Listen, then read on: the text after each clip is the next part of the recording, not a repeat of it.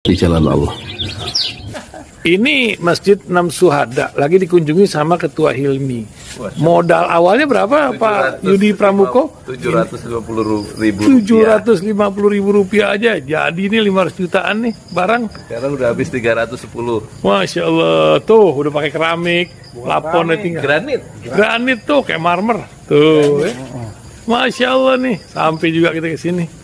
Masjid Enam Syuhada, ngapa namanya Masjid Enam Syuhada, Ya, Pak Yudi? kita mau mendokumentasikan perjuangan dakwah nama anak muda pengawal Habib Rizik Syihab itu. Masya Allah. Yang dibunuh sama orang jahat di kilometer 50. Kilometer 50 ya. Itu kan simbol memperjuangkan dakwah itu kita harus memberikan segalanya untuk Islam kan ya. Untuk Masya dakwah Islam. Allah. Dan nama anak muda itulah yang sudah memberikan segalanya untuk Islam. Masya Allah. Apa nanti nama pemuda itu ada juga di sini mungkin diterapkan? Mungkin namanya 6 syuhada. 6 syuhada itu, Iya. 6 syuhada dipasang di sini, 6 syuhada. Beb Ali, apa yang dikomentarin dari ini semua, Beb Ali? Masya Allah, luar biasa. Dari uang 700.000, kalau pengen ternyata bisa. Bisa. Allah kirim. Tuh, bisa. Ya, dengan Masya. dengan masuk satu gang kecil, tapi Bapak ini luar biasa. Kecil tuh. Oh, Masya Allah ya. Satu call aja. Masya Allah. Perjuangan Pak Yudi Pramuko, YouTuber sejagat paling tua. Tertua di semesta. Tertua di semesta. Masya Allah. Tukang donat. Tukang donat. Tukang donat dari Paru. Ini saya laporkan dari lapangan ini, langsung dari Masjid Enam Syuhada. Masya Allah. Dan ini dia. Dalam lihat ah. Tuh, lihat tuh masjidnya. Tuh imamnya di situ tuh. Malam-malam lagi kita. Masya Allah. Masih kurang nih. Atapnya katanya transfer aja. Inilah elit politik yang menikmati korupsi di Kemenkominfo. Beredar skema di media sosial bahwa Johnny G. Plate alias JGP tidak sendiri menikmati uang korupsi kasus BTS di Kemenkominfo.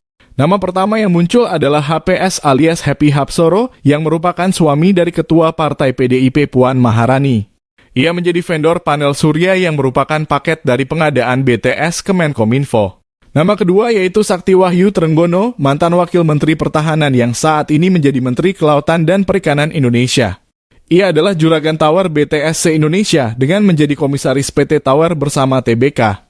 Surya Paloh dan Partai Nasdem telah menyerukan agar Jaksa Agung mengusut tuntas korupsi ini. Namun Jaksa Agung diprediksi akan tebang pilih karena ST Burhanuddin merupakan adik kandung TB Hasanuddin yang merupakan politisi PDIP. Dengan kata lain, hukum tajam ke oposisi dan tumpul ke koalisi.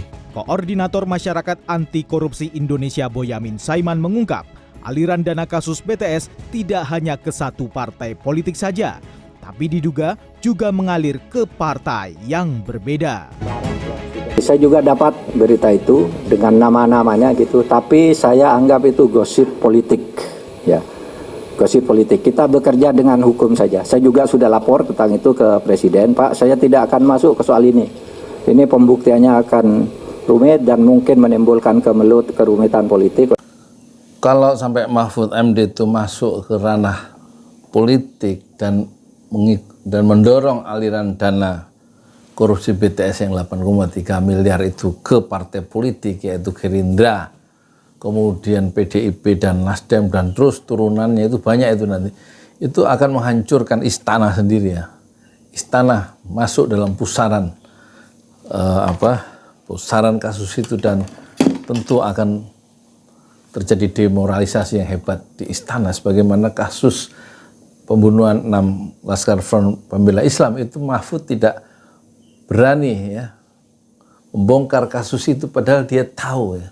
Dan pembunuhan yang 6 orang itu dibiarkan sama dia, tidak dikomentari dan itu berarti dia membenarkan, negara membenarkan pembunuhan yang tidak berdasarkan hukum terhadap 6 anak muda yang setelah dikejar-kejar, kemudian disiksa, ditembak dengan 19 peluru untuk 6 anak muda itu dan Mahfud berdiam diri saja. Sebab kalau dia berani membongkar kenapa CCTV itu sepanjang itu hilang dan dihilangkan oleh polisi tentu kan, dan kenapa dikejar dan sampai dibunuh, kalau Mahfud berani mendorong kasus itu tentu yang akan terjadi adalah kekacauan dan kemelut politik di istana. Sebagaimana kasus korupsi di BTS di Kominfo itu. Ya. Jadi pada dasarnya Mahfud itu akan bekerja mendorong kalau kasus itu menguntungkan istana. menguntungkan teman-teman koalisinya, dan dia selalu pengecut untuk menatap matahari kebenaran.